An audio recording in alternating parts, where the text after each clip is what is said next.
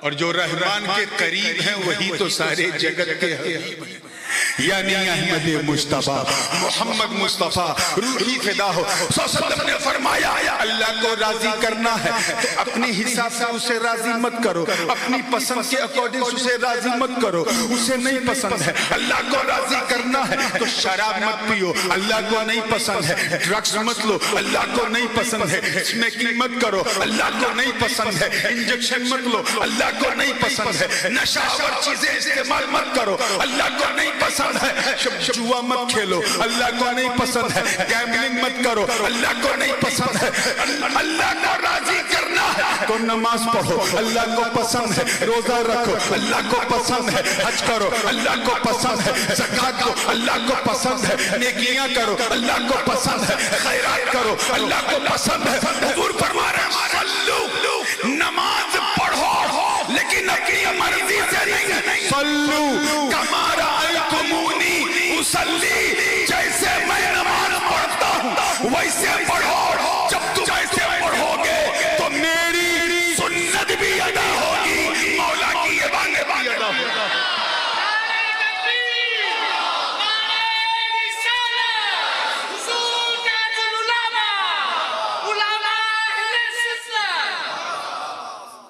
میاں اللہ کو راضی کرنا ہے تو you have to please his beloved Prophet صلی اللہ علیہ وسلم first. You have to take the دامن of رسول اللہ صلی اللہ علیہ وسلم first. اور یہ بات میں خطابت کی رو میں نہیں کہہ رہا ہوں۔ ایک بات بتائیے، میرے لیفٹ سائڈ پہ میرے والد گرامی تشریف فرما ہے، رائٹ سائڈ پہ حضور محافظ ناموس رسالت مفتی صاحب بیٹھے۔ اگر میں آپ سے میں جانتا ہوں کہ کسی کو اردو 30% آتی ہے، کسی کو 40%، کسی کو 50%، کسی کو 100% سمجھ میں آتی ہے لیکن بولنے میں 20%۔ میں اس لیے آسان مثال دینے کی کوشش کر رہا ہوں۔ اگر میں آپ سے اردو میں کہوں کہ یہ دونوں حضرات زیادہ حقدار ہیں کہ ان دونوں کو راضی کیا جائے، بات راضی کی چل رہی، مفتی صاحب دیکھیے راضی، تو آپ کہیں گے بالکل صحیح، grammatically you have said truly صحیح، جب ذات دو ہے حق دو کا ہے تو راضی بھی دو کو کرو۔ لیکن اگر میں ایسی اردو بولوں کہ یہ دونوں حضرات زیادہ حقدار ہیں کہ اسے راضی کیا جائے، انہیں نہیں، not both just one، حق دو کا راضی ایک کو کرو، کام چلے گا؟ بالکل نہیں۔ یہاں تو خیر ماحول نہیں ہے، پتہ نہیں کہ لوگ ڈر جاتے ہیں، لیکن ہمارے انڈیا میں جب کوئی نعت شریف پڑھتا ہے تو لوگ نظر پیش کرتے ہیں۔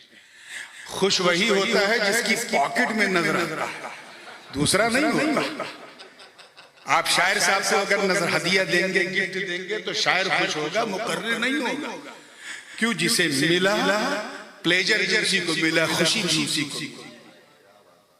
تو جب ایک کو راضی کرو گے تو دوسرا کیسے راضی ہوگا؟ If you want to please both, then you have to please both. دونوں کو راضی کرنا ہے تو پھر دونوں کو راضی کرو۔ ایک کو راضی کرنے سے دوسرا راضی، بولیے سمجھ میں آ گئی بات؟ اب آؤ نص قطعی قرآن پاک سے اللہ پاک کا ارشاد، اللہ ورسولہ احق ان یرضوہ، اللہ اور اس کا رسول زیادہ حقدار ہے کہ اسے راضی کریں۔ گرامیٹیکلی اگر دیکھا جائے تو یہ ہونا چاہیے اللہ و رسولہ احق ان یرضوہما، اللہ اور اس کا رسول زیادہ حقدار ہے کہ ان دونوں کو راضی کیا جائے، دونوں نہیں۔ This is mentioned in Holy Quran. اللہ اور اس کا رسول زیادہ حقدار ہے کہ اسے، توجہ رہے، اسے یعنی ایک کو راضی کیا جائے۔ ہم سمجھ گئے اس پردے کے پیچھے کیا، مولا کو تو ہم ڈائریکٹ راضی کر نہیں سکتے، اس لیے مصطفیٰ کو راضی کر لو، جس نے نبی کو راضی کیا اس نے مولا کو راضی کیا۔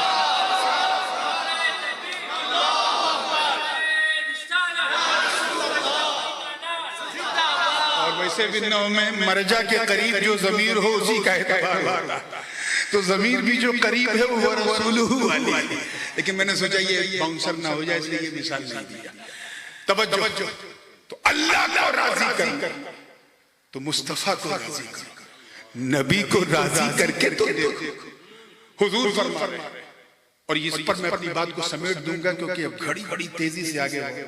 اور آج ایک بات اور بھی عرض کرنا تھا. ہم لوگ نکلنے سے پہلے مجھے اندازہ ہو گیا تھا وقت زیادہ ہو گیا ہے اور اسے زیادہ کرنا بھی نہیں ہے. حضرت بھی تھوڑی تھکاوٹ محسوس کر رہے تھے تو میں نے کہا ٹھیک ہے ہم دو جوان جو ہیں آج آپ کا حصہ پورا کر دیں گے انشاءاللہ. جلسے کے بعد فوراً میری تقریر کے بعد حضرت دعا کریں گے اور اس دعا میں آپ کو جی لگا کے آمین کہنا ہے. بس یہ آخری ایگزامپل دے کے بات کو سمیٹنا ہوں بلکہ سمیٹ چکا. یہ آپ سمجھو گے کہ اللہ کو راضی کرنا ہے تو نبی کو راضی کرو. نبی کو راضی کرو. حضور فرماتے ہیں احب اللہ لما یغدوکم من نعمہ. اللہ سے محبت کرو اس نعمت کے عوض جو اس نے تمہیں عطا کی. آگے فرمایا وَأَحِبُّونِي لِحُبِّ اللَّهِ اور مجھ سے محبت کرو اللہ کی محبت کی وجہ سے. آگے فرمایا وَأَحِبُّوا أَهْلَ بَيْتِي لِحُبِّي اور میرے گھر والوں سے محبت کرو میری محبت کی وجہ سے. Means if you want to love Allah subhanahu wa ta'ala because he has blessed with so many things, this is your right as a slave of Allah.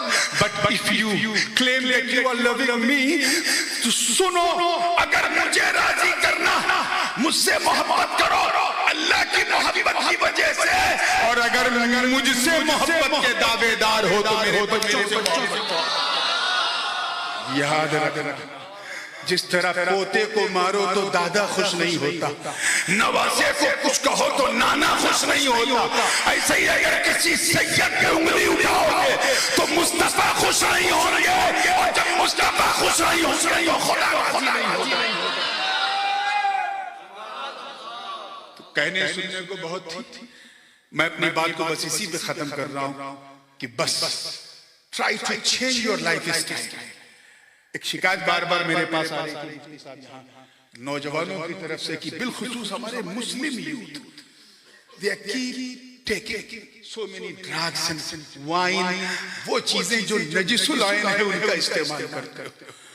کیسے مسلمان اپنے کردار و عمل کو بدلو اور انشاءاللہ صرف تمہاری اصلاح کے خاطر آنے والے میں 2 جلسے بالخصوص جو 8 of August, Friday, 8:30 p.m. sharp. You all be invited, inshallah.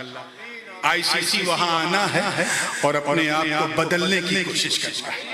یہ اہل سنت کانفرنس ہے اور مولود النبی کی بزم ہے اور وہ بھی حضور کا 1500 سالہ جشن میلاد منایا جائے گا. ایسا سنو کہ دیکھنے والے کہہ دیں یہ سننے والے سنی نہیں بلکہ سنت والے سنی. مولا کریم ہم سب کو توفیق خیر عطا فرمائے. اب کھڑے ہو جائیں کچھ اعلان کریں گے, بیٹھے کچھ اعلان ہوگا انشاءاللہ اس کے بعد پھر سب سنا. Assalamu alaikum wa rahmatullahi wa barakatuh. Moufine devant vous, avec permission, l'autorisation, Ghazi et Millet, Alhamdulillah pour moi-même, mon pan débouté, pour permission, et nous pouvons inviter Qari Rofran, Mufti Rofran, Huzur Tajul Ulama, pour donner Khilafa.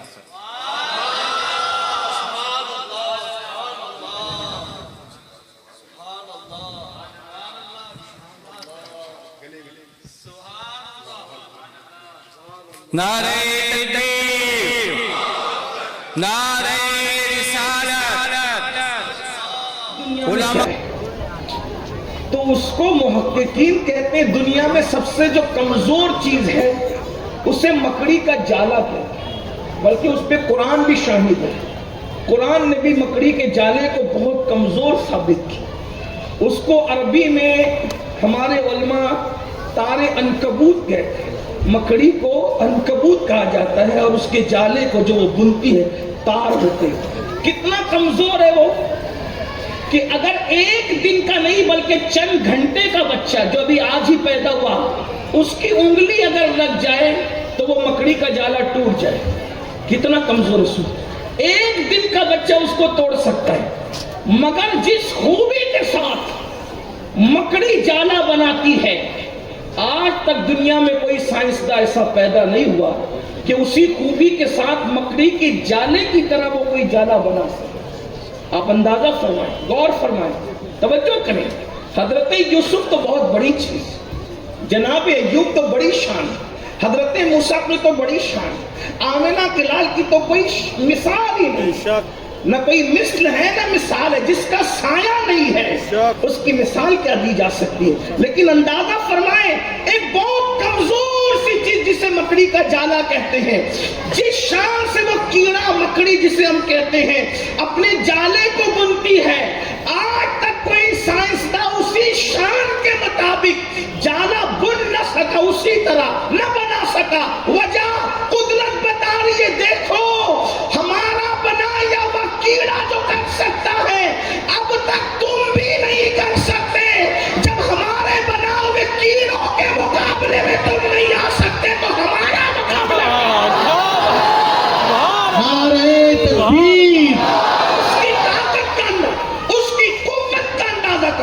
ایسے خدا کو تم مانتے ہو جس کی شان ہے احد, ایک لم یلد ولم یولد, اس کی شان ہے آسمان کن کہہ کے بناتا ہے, زمین کن کہہ کے.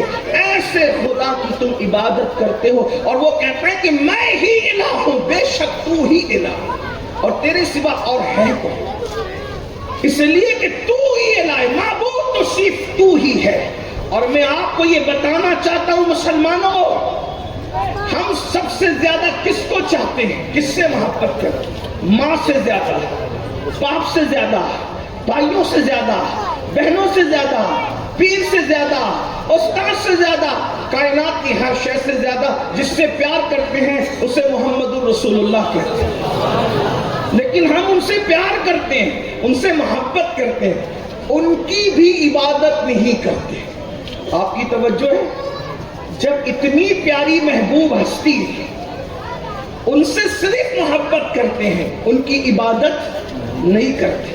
لوگ سنیوں کو بدعتی کہتے ہیں, مشرک کہتے ہیں, ہم کہتے ہیں اس سے بڑھ کر ہماری توحید اور کیا ہوگی کہ ہم سب سے زیادہ جسے پیار کرتے ہیں, جس کے نام پہ سر بھی جھکا دیتے ہیں, جس کے نام پہ انگوٹھے چومتے, لب پہ آ جاتا ہے جب نام جناب, منہ میں گل جاتا ہے شہد نایاب, وقت میں ہو کہ ہمیں جا بےتاب اپنے لب چوم لیا کرتے ہیں. جس کے نام پر اپنے لب چوم لے اس سے پیار کا حال کیا ہوگا, جس کے نام پر حالت یہ ہے کہ مرنے کا بھی شوق ہے, جس کے نام پر کی محبت کا عالم یہ ہے کہ دل جان سب قربان کرے. ارے جان نہیں بلکہ جہان قربان کرے, جہان نہیں بلکہ دو جہان قربان کرے. مجبور ہو کر پھر کہتے ہیں کہ دو ہی جہان ہے, یہ ہماری مجبوری ہے. اگر اس سے زیادہ بھی جہان ہوتے تو وہ ہمیں قربان کرتے. کرو تیرے نام پہ جا فدا, نہ بس ایک جا دو جہاں فدا, دو جہاں سے بھی نہیں جی بنا, کرو کیا کروڑوں جہان ہے. ہمارے بس میں نہیں ہے, ایک جان کیا ہے, اگر ہو کروڑوں تیرے نام پہ سب کو وعدہ کروں میں. اور بہت مزے میں فرماتے کہتے ہیں تیرے نام پہ سر کو قربان کر کے تیرے سر سے صدقہ اتارا.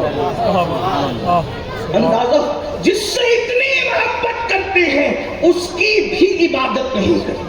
تو جس سے سب سے زیادہ پیار کرتے اس کی بھی عبادت نہیں کرتے, بلکہ وہ جلوہ اگر نظر آ جائے تو پھر یہی کہتے ہیں کہ پیش نظر وہ نوبہاں, سجدے کو دل ہے بے قرار, روکیے سر کو روکیے, ہاں یہی امتحان ہے. اندازہ فرمائے تو مولا بے شک تو ہی خدا ہے, تو ہی معبود ہے, تیرے سوا کوئی معبود. محبوب تو بہت ہیں لیکن معبود ایک ہی ہے. محبوب بہت ہے, معبود ایک ہی ہے. وہ کہتا ہے کہ میں ہی الہ ہوں, میں ہی معبود ہوں. اور پھر کہتا ہے بندو جب تم میری اطاعت کرتے ہو, میری فرما برداری کرتے ہو, حدیث پاک کا مفہوم پڑھ رہے ہیں, جب تم میری اطاعت اور فرما برداری کرتے ہو تو میں تمہیں اپنا محبوب بنا لیتا ہوں. محبوبیت کہاں ملتی ہے؟ اطاعت پر, فرما برداری پر. جب تم میری اطاعت کرتے ہو, فرما برداری کرتے ہو, تو تمہیں محبوب بناتا ہوں, تمہیں عزت عطا کرتا ہوں, تمہیں وقار عطا کرتا ہوں, تمہیں شان و شوکت عطا کرتا ہوں.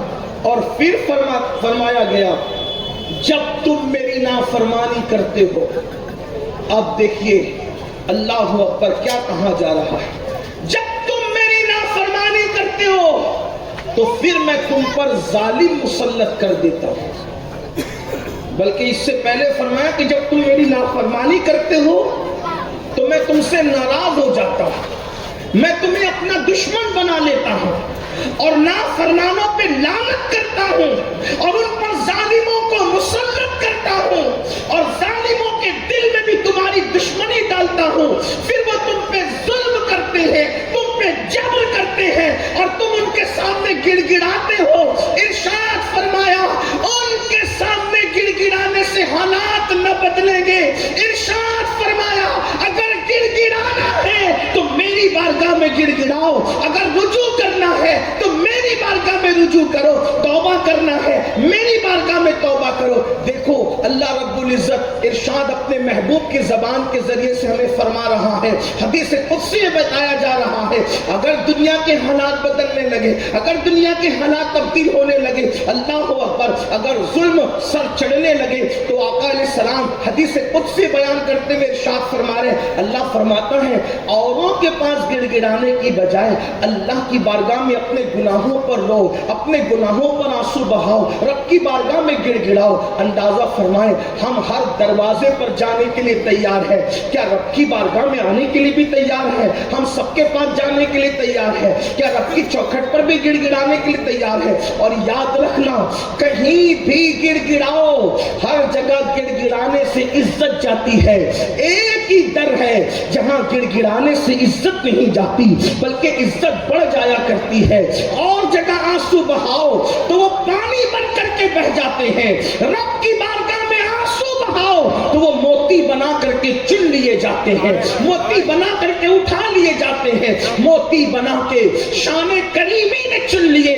قطرے جو تھے میرے عرق انفعال کے, اللہ اکبر, یہ آنسو جو اللہ کی محبت میں گرتے ہیں, اللہ رب العزت کی محبت میں گرتے ہیں, یہ جہنم کی آگ کو ٹھنڈا کرنے کی طاقت رکھتے ہیں, جہنم کی آگ کو سرد کرنے کی قوت اور صلاحیت رکھتے ہیں. اس لیے اللہ کے بندو رب کی بارگاہ میں رجوع کرو, رب کی بارگاہ میں گڑ گڑاؤ. اللہ اکبر, جب تک میری قوم کے جوان راتوں کو رونے والے تھے, رب کی بارگاہ میں گڑ گڑانے والے تھے, آہو بکا کرنے والے تھے, تب تک حالت یہ تھی ہر جگہ مسلمان عزت پاتا تھا, ہر جگہ مسلمان وقار پاتا تھا, ہر جگہ مسلمان جو ہے آبرو کے ساتھ زندگی گزارتا تھا.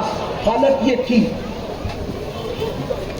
دی اذانیں کبھی یورپ کے کلیساؤں میں, دی اذانیں کبھی یورپ کے کلیساؤں میں اور افریقہ کے تپتے ہوئے صحراؤں میں. دشت تو دشت ہے, دریا بھی نہ چھوڑے ہم نے, بحر ظلمات میں دوڑا دیے گھوڑے ہم نے. اپنے قائد اپنے امیر کی آمد پر بطور شکر اللہ کا ذکر بلند کرے, نعرے تکبیر.